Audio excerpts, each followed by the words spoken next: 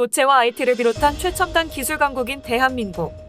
한국과 같이 기술력으로 먹고 사는 나라는 항상 산업 스파이를 조심해야 합니다. 기업의 주요 기밀이나 보안 등을 다른 회사나 다른 나라에 유출하는 산업 스파이들로 인해 얼마 전 대한민국을 뜨겁게 달궜던 사건이 있었습니다. 그리 오래되지 않은 최근 삼성전자의 주요 반도체 설비 중 하나인 초임계 세정 장비를 중국으로 유출한 일당이 구속 기소된 사건이 있었는데요.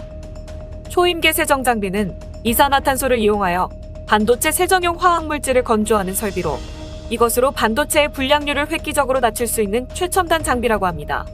기존의 액체를 이용하는 반도체 세정 장비와는 차원을 달리하는 장비로 SK하이닉스를 포함한 다른 경쟁사들도 관심을 보였을 만큼 혁신적인 장비로 평가받고 있습니다.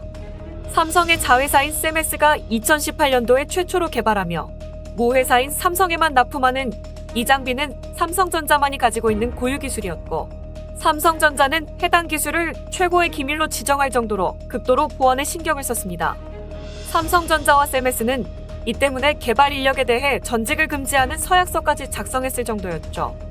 이처럼 대단한 장비이다 보니 반도체로 한국을 따라잡겠다고 선언한 중국이 가장 탐내는 기술 중 하나였습니다.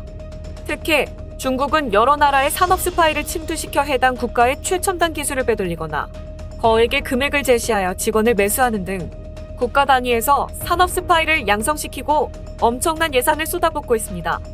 최근 삼성 반도체의 핵심 기술로 꼽히는 이 초임계 세정 장비의 기술이 삼성전자 협력회사의 직원에 의해 중국으로 기술이 유출되어 버렸습니다.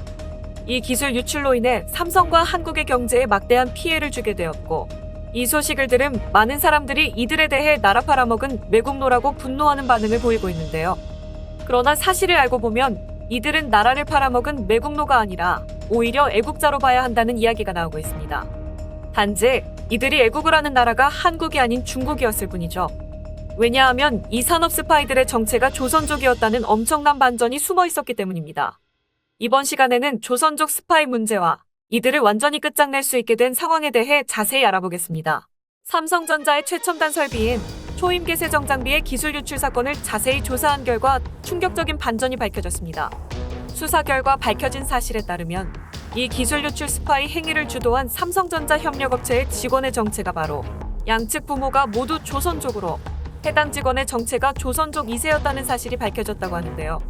주목해야 할 점은 이번 기술 유출 사건의 핵심은 한국인에 의해 기술이 유출된 것이 아닌 바로 조선족이 주도한 중국으로의 기술 탈취 사건이라는 점인 것입니다. 최근 업계 전반에서는 이러한 일들이 비일비재하다는 것이 큰 문제가 되고 있습니다. 한국 기술을 중국에 팔아넘긴 범죄자들을 조사하다 보면 한국 국적을 가지고 있지만 사실은 조선족이었다는 사례가 더더욱 많았다는 것인데요. 이번 삼성전자의 초임계 세정 장비의 기밀 유출 사건뿐만이 아니라 얼마 전 삼성전자 반도체 부문 파운드리 사업부 소속의 B씨가 반도체 핵심 기술 등 내부 기밀 문서를 외부로 유출하려다 적발당한 사건도 있었는데, 다행히 미수로 그쳤지만 이 B씨 역시 조선족 2세였던 것으로 드러나 충격을 주고 있습니다. 더욱이 양측 부모가 모두 조선족이지만 한국에서 태어나 한국인으로 자랐기 때문에 서류상으로는 명백한 한국인이라 그냥은 구별이 힘들다는 점도 문제가 되고 있습니다. 조선족은 중국에서 태어났고 중국 국적을 가진 중국인이다. 단일민족 국가인 한국의 특성상 한국인들은 혈연이라는 것에 특별함을 가지고 있습니다. 그렇기에 외국으로 이민 간 한국인들에게 동포라고 부르며 그들에게 친근감과 특별한 감정을 가지고 있죠.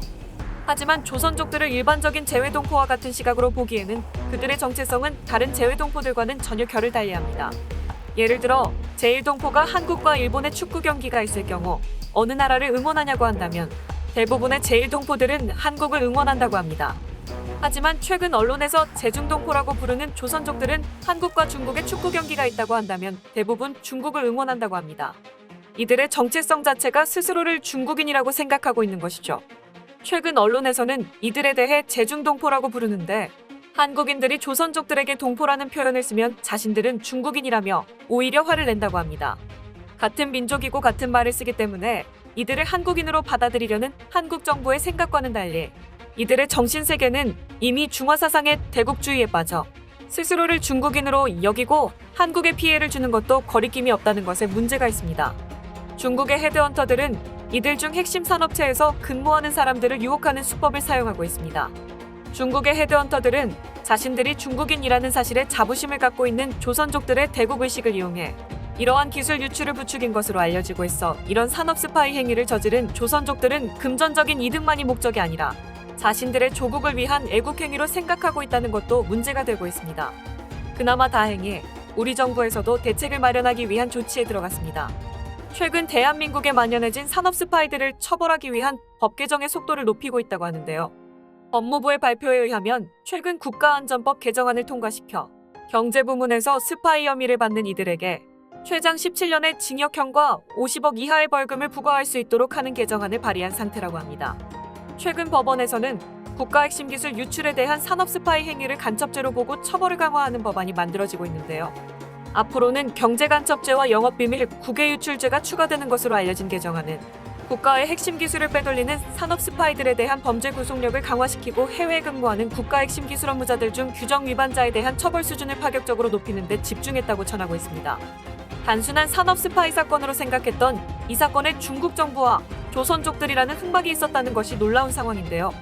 조선족들의 문제가 심각한 점은 이들은 같은 한민족이지만 정신적인 정체성은 절대 한국인이 아니라는 점입니다.